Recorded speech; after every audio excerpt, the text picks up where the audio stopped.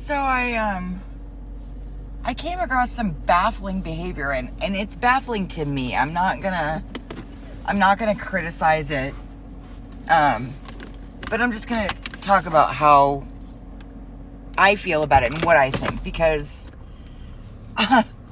I'm literally just baffled. I don't know how to like put this one together. So pardon, my car is still making that noise. So last night somebody contacted me, like, in the middle of the night. It was like 3 a.m. my time, and, there's a time difference between us, so, there's your winnow moo, get it? So, I don't know what time it was for that person, but, I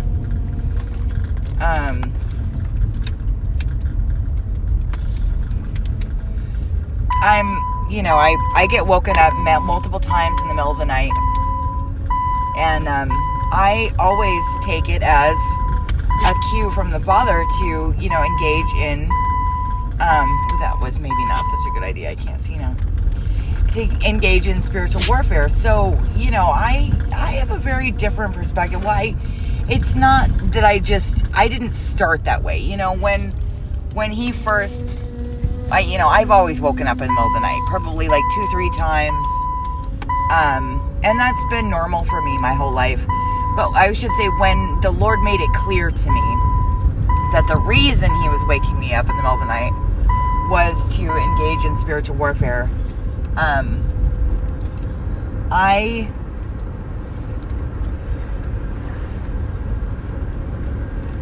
first of all, I'm greatly relieved to know that, that the Lord, wakes me up at all. Secondarily,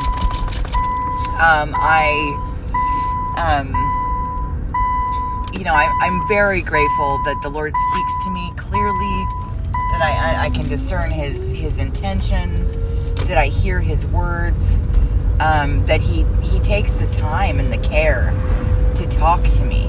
Like, I just got to make that really clear, because he talks to everybody. He does. He talks to us in so many ways, through numbers, through colors, through experiences, through what people would normally call coincidences that are definitely not coincidences.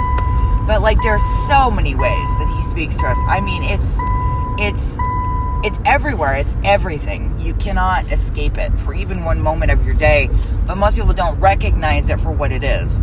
They just don't. Maybe they don't want to. They don't believe. Maybe they're in unbelief. They don't really get it that the Lord's speaking to them.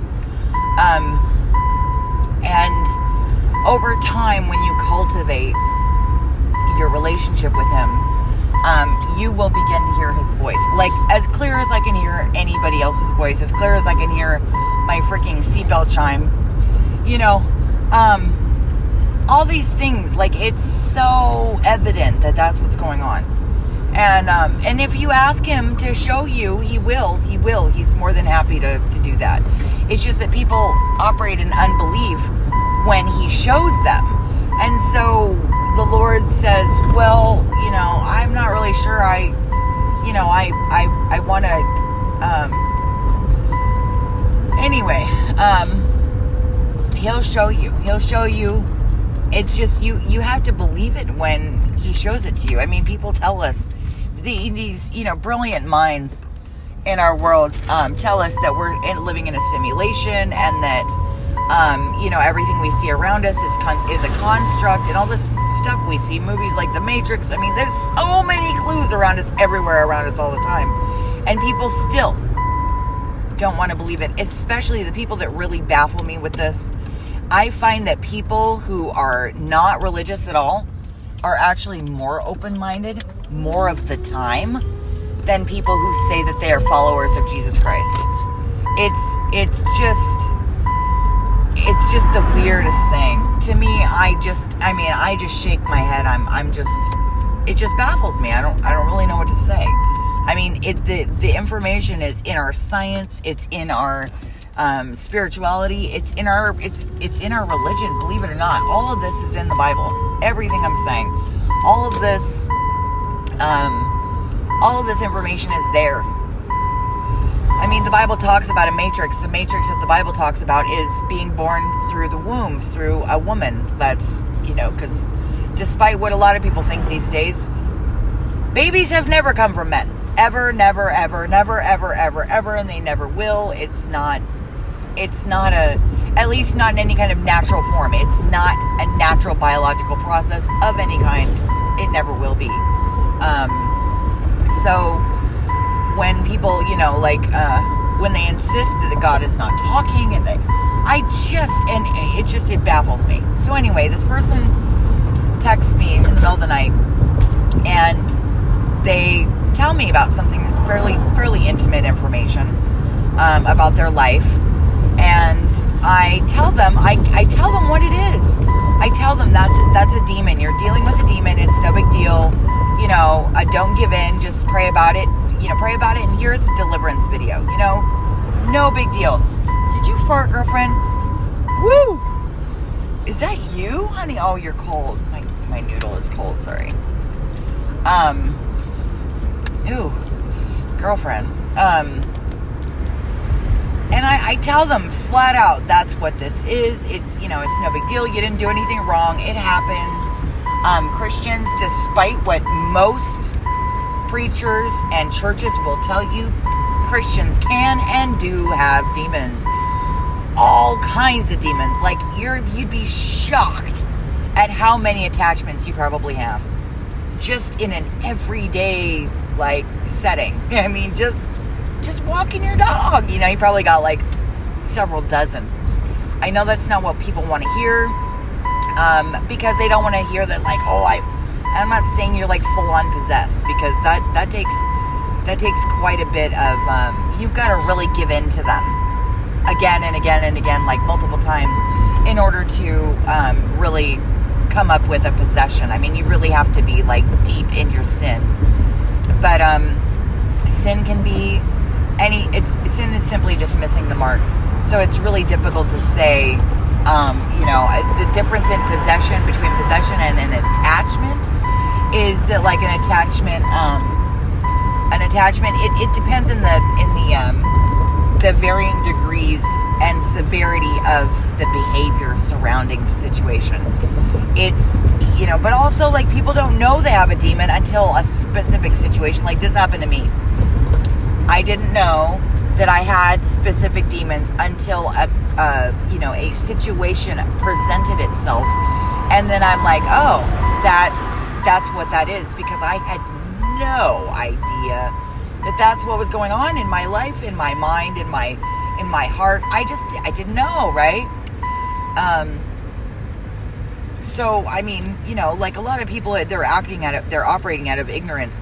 But, don't be fooled. The enemy will use your ignorance. He doesn't care if you're just ignorant, or if you know and you're not doing anything about it. Because in the Lord's world, they're very close. They're not the same.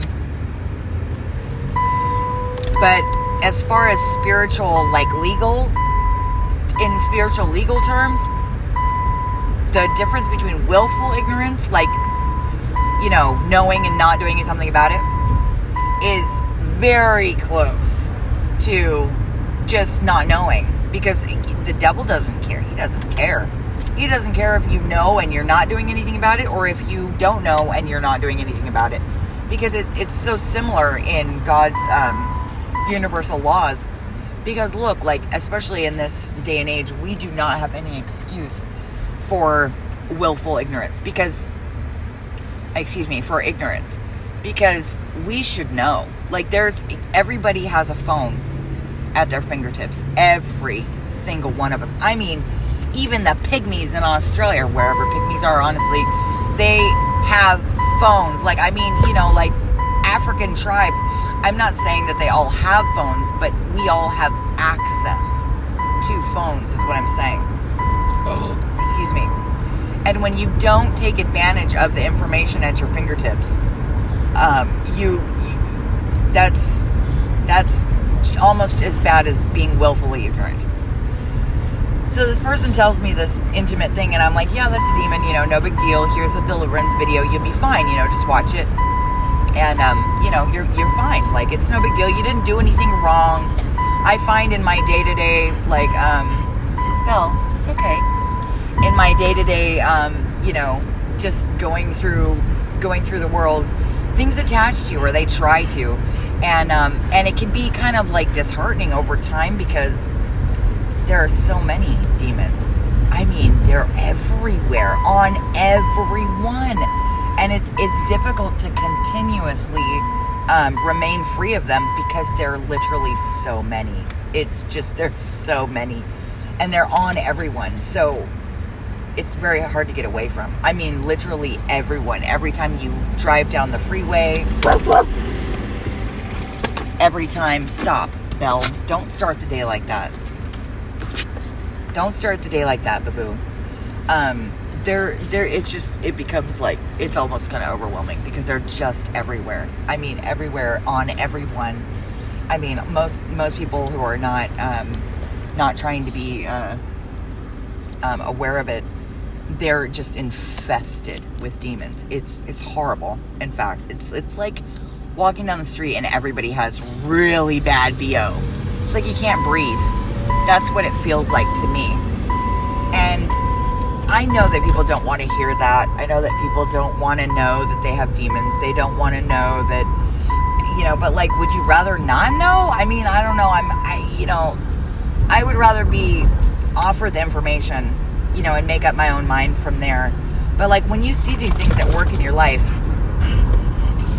what has got you so worked up, baby? And it's so evident that that's what's going on, that it baffles me. It's like telling someone, yeah, the sky is blue, and the sky is blue because it reflects blue from the sea up into the atmosphere, and that's why we see a blue sky. But they don't want to hear it. They're like, no, I don't believe that. I see red, you know. I'm just like, oh gosh, I don't even know I don't know how to, like, it just baffles my mind. I don't get it. But I guess my heart is baffled as well, because I don't really understand why people would, you know, be presented with the truth and then deny it. It shocks me, I guess is what I'm trying to say. It's like it bothers me on a mental and emotional level, because you would think that people would, I mean, when I found out that the reason I was acting certain ways in my life, the reason why I had struggled so hard with certain things, the reason why I still struggled at the time before I got deliverance with certain things, and even pulling down the strongholds remained, certain things remained very difficult for me for a long time. And the thing is that there are certain demons that alter your perception to not perceive of them. That's how deep the demon thing goes. And it's all faulty programming. All of it. Every bit of it. If you want another definition of demon, think of it as faulty programming. It's bad programming in your DNA, in your mental health, in your emotional makeup. I mean, just, however you want to think about it, that's what it is. It's faulty programming. It's bad programming. It's programming from the kingdom of darkness. It's crappy. It's crappy programming. I don't know how else to say it. Like, it's resistant programming. And just telling people to not. I mean, I love Abraham Hicks. Don't get me wrong, but just telling people to not resist things is against the very nature of human beings. We are our programming was our DNA, our programming, our original programming was messed with so badly by the whoever you want to call them, the Anunnaki, or ancient astronauts, whatever word you want to, whatever definition you want to slap on that thing, to have this fallen programming. It is literally in us, given to us by the fallen angels. So, Bella, stop, B. I don't understand why you're all worked up this morning, baby. So it's so clear. I mean, Genesis tells us that the fallen sinned against animals, that they changed our DNA I forget the word that they use. It starts with an M, but misogynate. But they tampered with our DNA. It's literally in the Bible. Like what, where, how, I mean, all these ancient alien TV shows and all this kind of stuff literally tells us that these beings are the originators of our faulty programming. Now, a lot of narratives are incorrect about them, that they created us. They did not. In fact, they did not, I repeat it, did not create us. They tampered with an existing program that was the original Christ programming. We were originally programmed and or created, whatever word you want to use there, it's the same thing, to be Christ-like, to live in a bright nature, not to live in this fallen, dependent upon the flesh system. That's totally a lie. So, be careful what you listen to, or at least use discernment when you're listening to things. But when I found out that this was in fact true,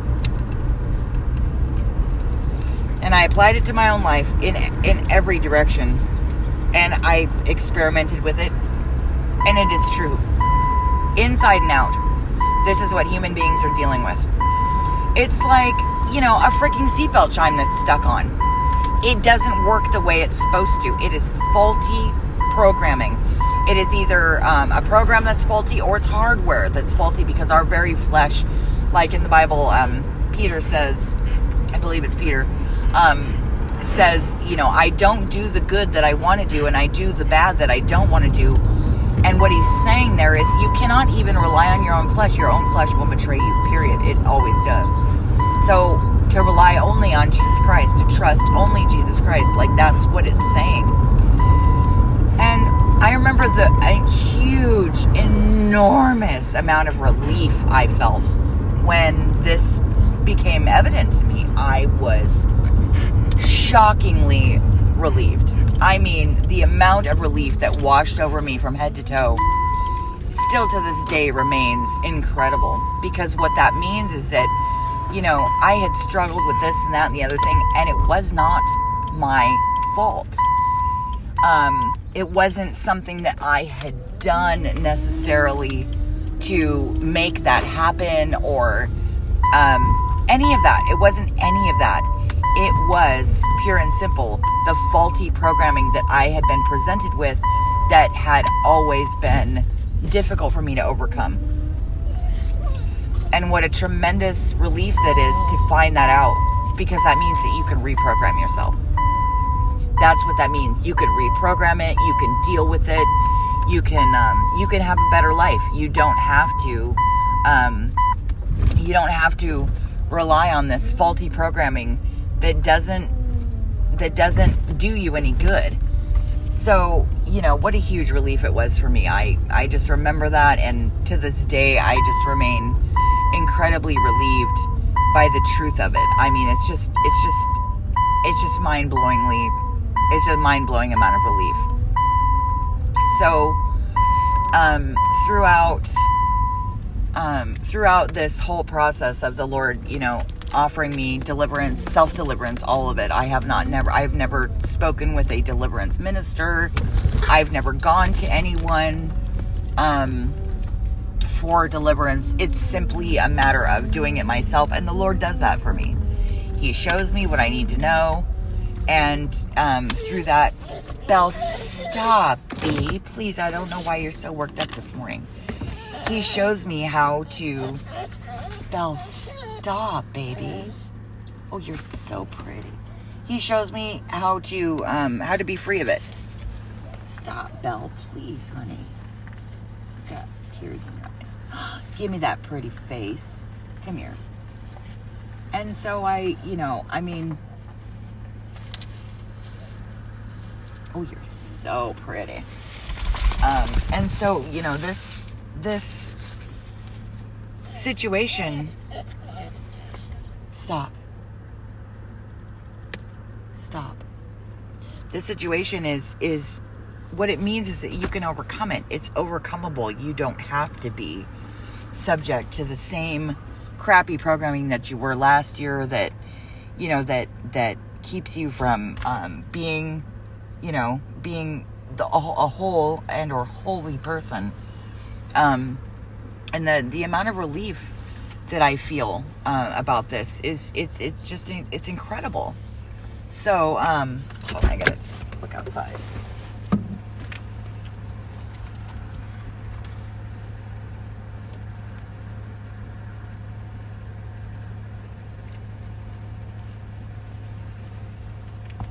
So I mean, I genuinely don't really understand why people, when they're presented, anyway, so I presented this individual with the truth.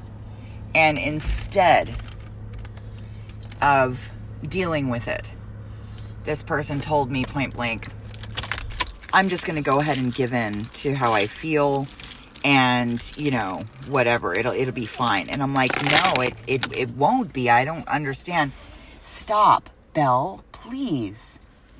I genuinely don't understand why you would even do that.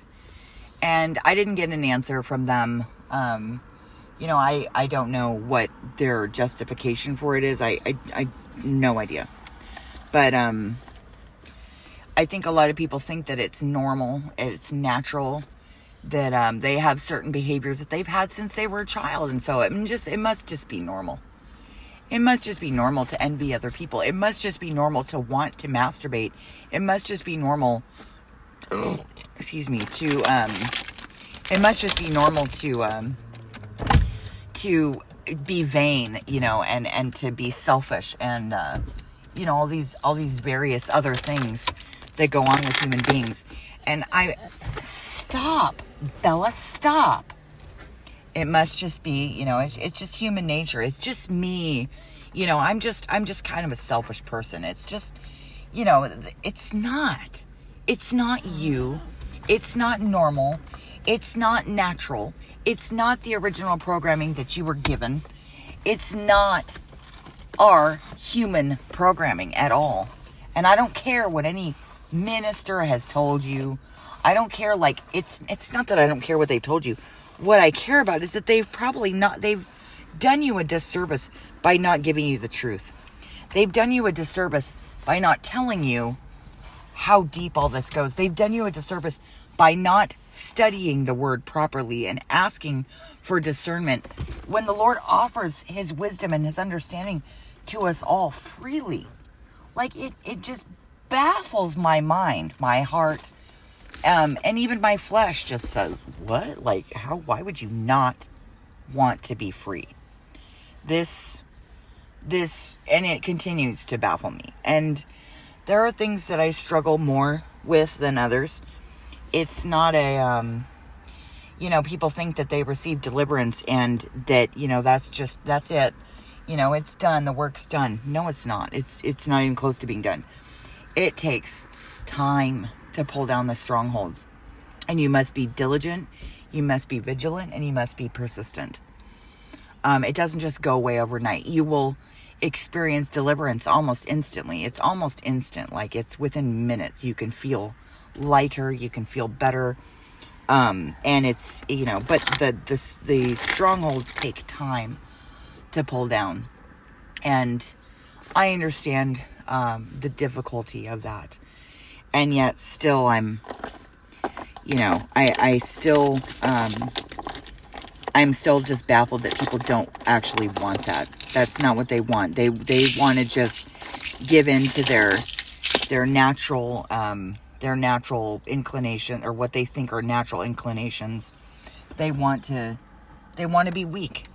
And it absolutely baffles my mind. I don't get it. I don't understand it. When you're presented with the truth, why wouldn't you want to be free? So, I hope that... Bella, stop it! I hope that this explains some of, what goes on in your life to you. It's not an easy pill to swallow at first. At first, it seems weird. It seems out of the ordinary. A lot of churches will teach you that Christians can't even have demons. And it's just an absolute lie. It's a total and utter lie. So if you've been having issues where, you overeat, but you do it like all the time. And then you always feel bad about it. This is the thing, is that once you sin, if you have a demon, which I have never met a person who doesn't, including myself. If you have a demon and you sin, you will always feel guilty about it afterwards. These are like the things where you beat yourself up, and it's not like a conviction from the Holy Spirit. It is a full-on attack of guilt. And that's what the enemy does. That the enemy always does that. That is from the enemy. You should never feel guilt, shame, or blame. It is not from the Lord. The Lord does not do that to us. He never makes us feel guilt, shame, or blame. Ever, never. So if you're dealing with guilt, shame, or blame, like every Catholic I've ever spoken to, I haven't spoken to all of them, so, but when you're dealing with those things, that's not of the Lord. That is of the enemy, period. The Lord never brings you the spirit of guilt, shame, or blame. Anyway, I hope that this helps you, and I hope this recording finds you blessed. I just speak life and blessings into your life. Love, compassion, and blessings to everyone. Take care of yourselves. Take care of one another. Peace be with you.